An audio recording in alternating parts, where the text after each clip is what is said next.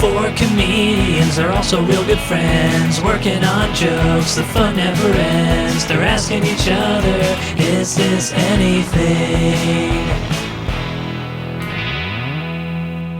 Okay, here's my 15 minutes. And so the very first thing that I thought would be funny, since we knew that we were recording this, I was like really hoping that all three of you are going to show up in like a fucking button up and just like have a microphone in your like we were just ready to go. We were all doing like material we've done for 10 years. We're just trying to kill.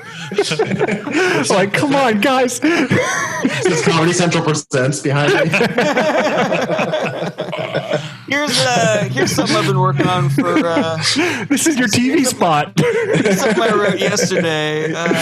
So We're all trying to just outdo each other. That's it. That's nothing else. No joy. No friendship. All out the window. I was like really kind of chuckling to myself, hoping that would happen.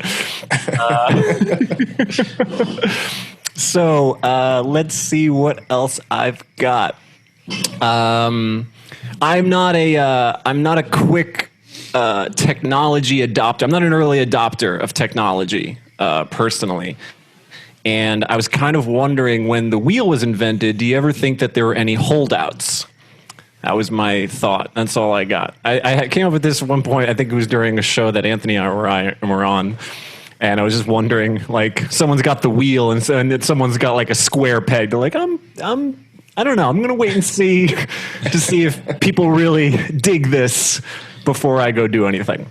What if like 12-year-old or 12 to 15-year-old girls like were the first wheel influencers? It's dumb. It's so dumb. And then 5 years later, everybody's using the wheel. Yeah, it's just girls in bikinis using a wheel. What is it? Why are we doing this? Well, it just gets you places faster, and you can like take a bunch of rocks places. Like, all right, whatever. my first thought was kind of connected to Brett's joke about his dad and technology, like, how difficult it is for old people to adopt the new stuff. I think that you can do some analogous stuff there. Yeah, like middle-aged people and older are just sitting there with their misshapen rocks, and there's like, when I was a kid, we dragged things, dragging, or like the wheel like goes like this, and they have it like flat like that, and they're like sitting on it, and they're like, I'm not going on anywhere. I don't understand how this thing works. Oh, they don't know how to use it. They have no idea how to use it. Yeah, exactly. I do like the idea that it's like because that actually is conceivable, is that they would be like, well, you're not as strong because you could just glide everywhere. You're weaker now. Oh, so like when we had to drag things, we were strong. Right. So similar idea of like, well, if you can just look up any information want, we're losing our brain power. Where are we going to go? Smartphones are making us dumb. Yeah, smartphones are making us dumb, so wheels are making us slow and weak. And that's cool. I like that a lot. The influencer thing is fucking hilarious. That's really funny. That is good. I just love the idea of the girls doing that. I don't know. TikTok, hilarious. You're doing well on TikTok, Jarrett. Good for you. I am doing well on TikTok. Yeah, that's really nice. My favorite TikToker just developed breasts, so I'm having a good time. So he gained that much weight. That's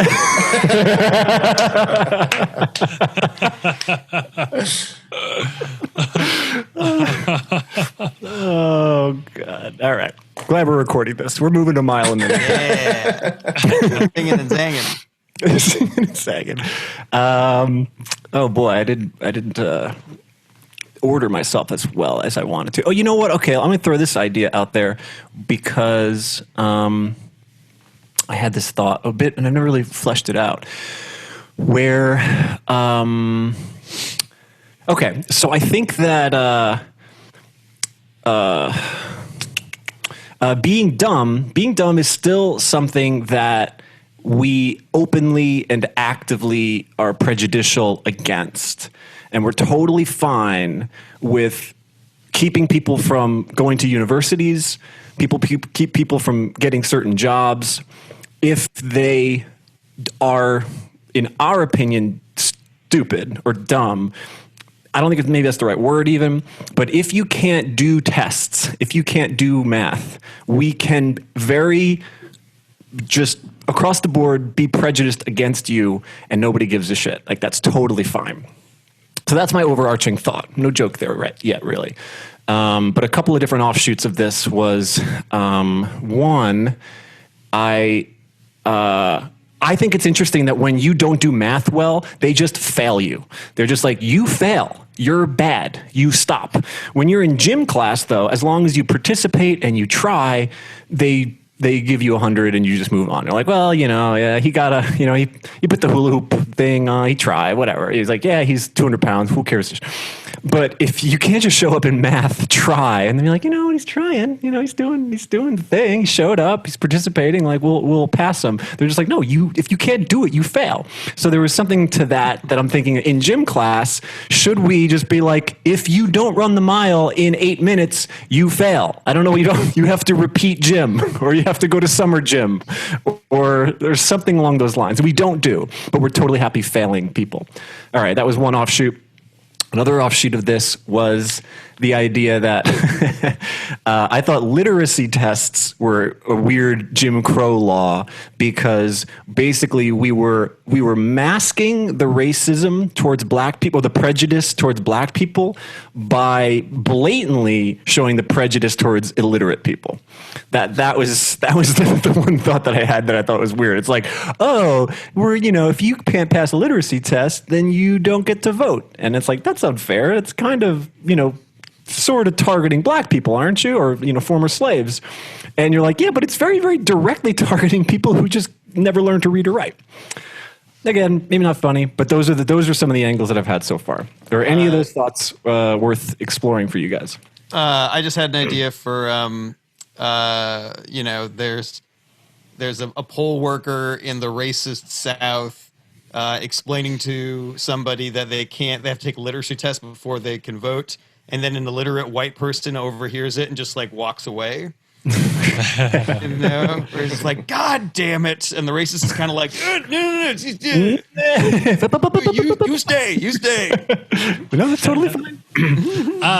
The thing that it makes me think of is that it's interesting that like hillbillies in the South aren't smarter.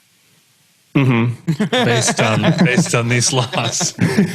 Oh, you would think that with all the literacy tests in the South, yeah. you may have cultivated a slightly wiser society. Some incentive for them to learn how to read. All these dumbass fucking white people. How did this happen? You guys had literacy tests. You made this rule. You came up with this. What if they're... Yeah. Sorry, go ahead. I don't know if slavery produced these like strong black men, then literacy tests should have at least maybe produced some smart white men. It was the further thought of that. Sorry. I would back to what Jared was saying. I was thinking it would be funny if there was somebody who they started to fight for civil rights just because they were illiterate. Like they were like, oh yeah, black people should get to vote. They're targeting black people, but it's just they can't read. And they become like a civil rights activist. I hate these literacy tests.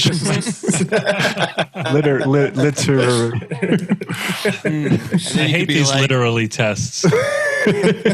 Really, you care about black people voting? You'd be like, yeah, I do. And he's like, well, how come your sign's misspelled then?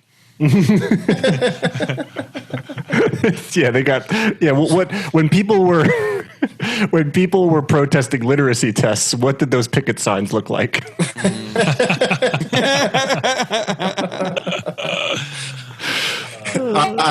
Are you here to protest the targeting of black people?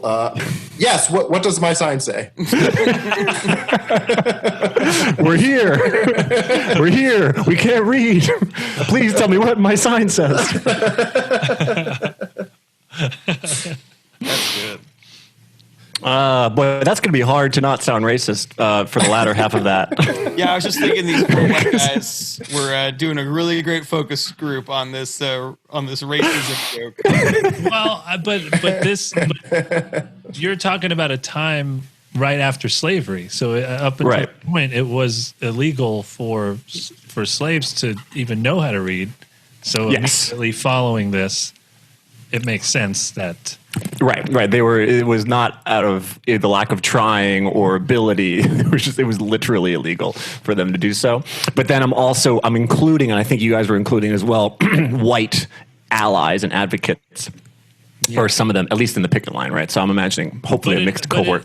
It is interesting though that since then, the people who were not allowed to read at that time have learned and become, they've adapted to it, and the hillbillies still pretty much the same. Yeah, there's not still much progress there. That's really funny. I'm sorry to distract from this joke, but the legs in the air behind you, Anthony, are hilarious. Yeah, because she wants me to do that. I know we're recording. Do we want to tell Anthony that his dog died? No, she just knows that I'll scratch it. Also, side note, I was watching a random porn one time, and a dog. It was a amateur, and a dog did just come up on the bed, and it's 3 minutes straight of the dog just in the forefront, and they still were like, "Yep, we're uploading that one." Man, that must have made you come really fast, Rob. I can't say anything else now. I'm just like, where's accidental dog porn? There's only one video. There was something you touched on, Rob, about math and gym class earlier that I had some thoughts on.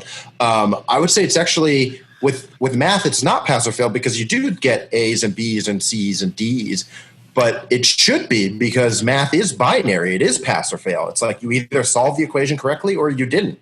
There's not really room for there. Whereas gym class, it's kind of like, well, did he do a push-up? So I can see why it makes sense for there to be A's, B's, and C's and D's. I wasn't necessarily suggesting that there shouldn't be a grading system at all, but we are more than happy to make a designation to say you tried your hardest, you came to extra help, you did everything you could, you got a private tutor, and you came up short, you fail. Versus in gym, if you showed any effort whatsoever, you pass. But I don't really care about grading necessarily. I just find that interesting. And I don't know I'm not suggesting that we should be more militant with our kids in gym class per se.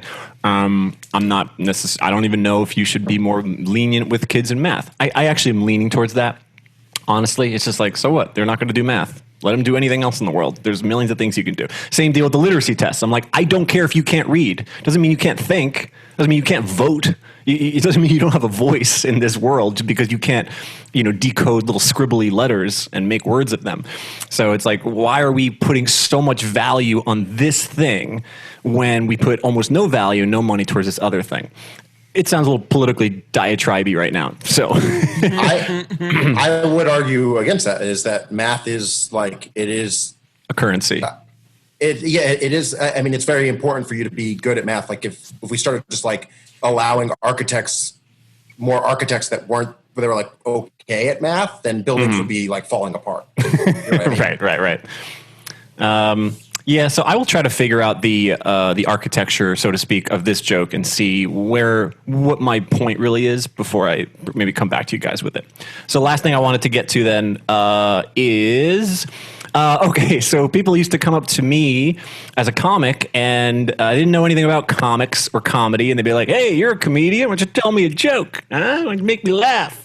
Hey, a bunch of your friends, you must have a riot with your friends, always laughing, joking all the time. And I'm like, yeah, I guess so. Okay, whatever.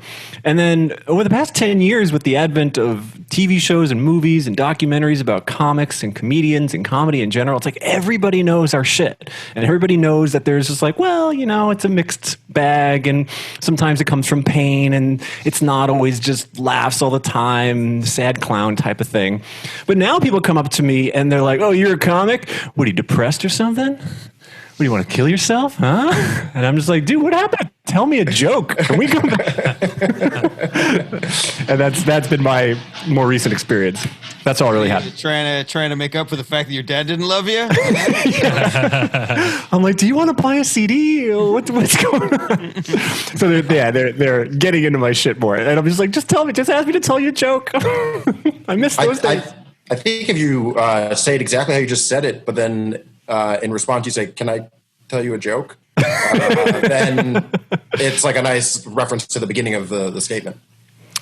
So instead of me saying whatever happened to, would you tell me a joke? I just respond, can I tell you a joke? And instead I skip his questioning me. I just answer in response. Yeah. You're like, I wish, and that tells us that's what you want to go back to. Yeah.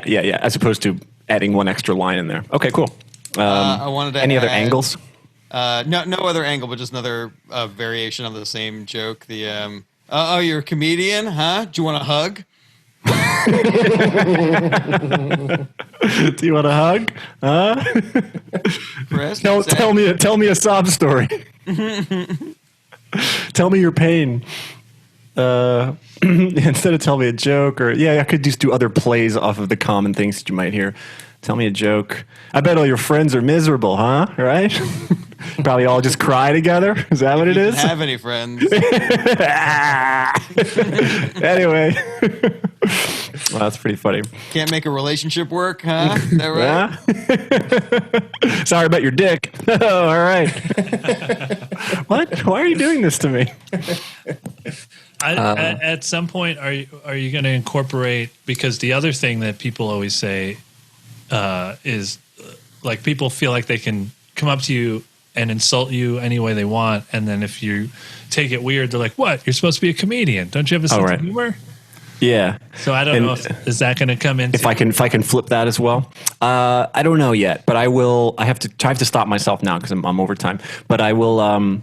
Maybe I will try to think of more of these tropes that people used to come up to me and say more often, or still do, and then switch it to something that has a darker tinge or something like that.